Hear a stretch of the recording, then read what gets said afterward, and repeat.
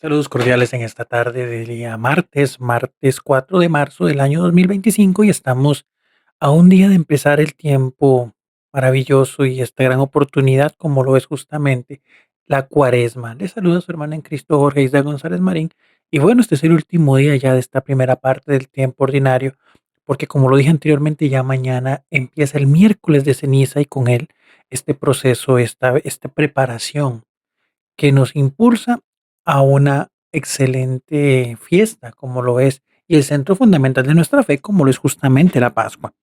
Entonces, es muy interesante cómo dentro de las lecturas que hoy la liturgia nos propone, entra de manifiesto algo que podríamos utilizar y que podría convertirse en un elemento de muchísima reflexión e importancia.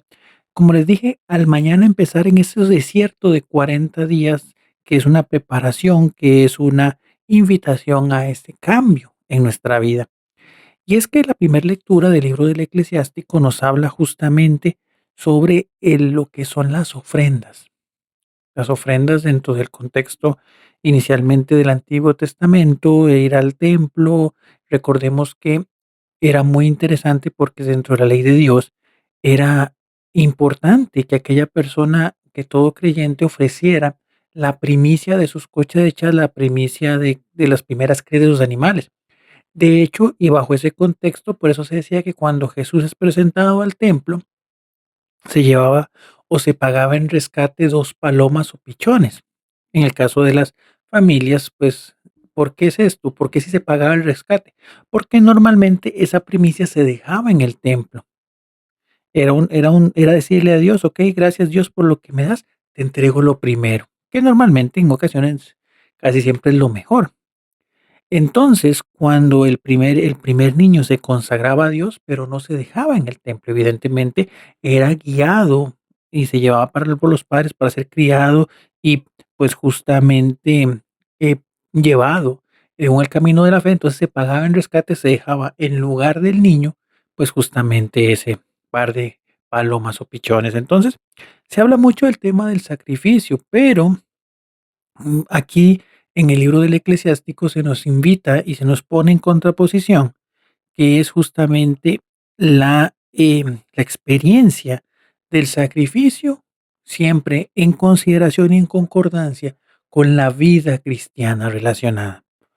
Por ejemplo, y veámoslo desde este punto de vista, dice justamente que la ofrenda del justo del altar, dice, sube al Altísimo, pero dice también que justamente quien devuelve un favor hacia una ofrenda, quien se aparta del mal complace a Dios. A veces es importante porque, pues, no es que no se agradece y demás, pero hay gente que da mucho para la iglesia, da mucho para los templos, que obviamente se necesita, y la iglesia se sostiene por los aportes de nosotros los creyentes. Pero, por otro lado, mientras eso se da, olvidamos justamente, queremos dar a la iglesia, pero no le damos a la iglesia. ¿A qué me refiero yo? Pues que le damos muchas veces a los templos y demás para las diversas obras de las parroquias, pero vemos una persona necesitada o nos piden incluso para la pastoral social y no tenemos la misma respuesta. Entonces al final hay una pues incoherencia. ¿Por qué? Porque al final le estamos dando el edificio, pero la iglesia es son las personas. Entonces, se habla mucho de eso, de que evidentemente, no digo que reitero, hay que apoyar a los sacerdotes, que los párrocos que están de paso, al final la parroquia son de cada uno de los que ahí viven. Pero también es importante entender que de nada nos sirve un bonito templo si las personas siguen sufriendo, padeciendo de hambre, incapacidad de poder estudiar o de muchas cosas por la falta de recursos. Entonces, un templo bonito, pero una comunidad solidaria, una comunidad que vive en el amor. Entonces, pues ahí es justamente donde también entra esa profundidad. Lo mismo pasa ahorita en el tema de la cuaresma. Vamos a hablar de ayunos, vamos a hablar de abstinencia y también vamos a hablar de limosna. Pero, o sea, ¿cuál es el motivo que nos impulsa a hacerlo? ¿Qué es lo que haremos de ahí?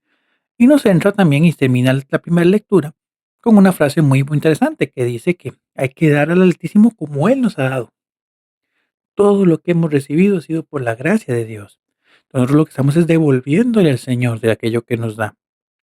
Ahora, entonces de ahí la oportunidad de desprendernos, porque cuando uno le da al Señor, el Señor le regresa a uno con, dicen incluso 7 veces más, es decir, les devuelve infinitamente.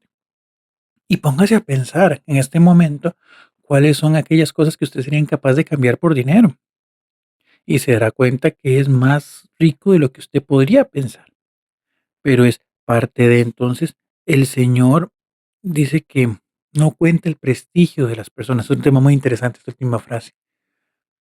Dice que, entonces, ¿qué quiere decir esto? Que al final no se trata de qué tanto de eso, que si la persona que vino tiene mucha plata, no. Es lo que le interesa es que demos de amor. Por eso hay que buscar, como dice el Salmo 49, ese buen camino, el sacrificar. El sacrificio fundamental del cristiano es la propia vida, es darse por los demás, compartir por los demás, ayudar a los demás.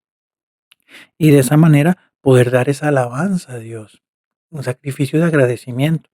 No se trata de pensar que yo doy un sacrificio porque es mi obligación, porque si no Dios me va a castigar. No, es todo lo contrario. Es justamente el responder con generosidad a todo lo bueno que Dios me ha dado. Y desde ahí pues vamos caminando en esa firmeza de la fe. En el texto del Evangelio de Marcos se continúa el relato que escuchábamos inicialmente ayer, donde encontramos justamente aquel, bueno, ayer hablábamos de aquel joven que tenía muchos bienes y que le preguntaba al Señor que qué debía ser parte de la vida eterna. Y bueno, hoy hoy se continúa diciendo, y le dice Pedro, ya ves que nosotros lo hemos dejado todo y te hemos seguido. Y entonces ahí donde el Señor le invita y le dice que verdaderamente todo aquel que ha dejado algo por el Señor recibirá bienes, no solamente en esta vida, sino sobre todo en la eterna. Y que de ahí se trata, de que nosotros tengamos esa capacidad de desprender, de que no nos aferremos a ese tipo de cosas, sino antes bien podamos encontrar en ellos medios que nos ayuden a alcanzar el fin definitivo. Ahora bien, es un tema de confianza, de saber de que Dios actuará en el momento oportuno, de saber de que evidentemente no es que no es un intercambio, sino más bien un voto de confianza, de yo desprenderme, de desaferrarme de todo lo que me encadena para poder encontrar la confianza en Dios que me lleve a donde quiera. Y en base a lo que Él quiera, saber que en este sentido no me faltará nada. Es seguir su mismo camino, que muchas veces también estuvo marcado por, pues, hasta el culmen de la cruz. ¿Qué más elemento que eso? Completamente despojado, despojado de su ropa, despojado de su dignidad. Pero fuera de eso y lejos de eso, ahí fue donde encontró y se pudo elevar para convertirse en el nombre, sobre todo nombre. Entonces pidámosle al Señor, como les digo, ante este día, a punto de empezar este tiempo de Cuaresma, que no sea un recordatorio o algo marcado por costumbres y tradiciones, con T minúscula claramente, de hacer lo que siempre se ha hecho, sino que todo lo que hagamos tenga un sentido en función de aquello para lo que verdaderamente existe justamente este tiempo. Que podamos iniciar de una manera y salir de otra completamente renovada.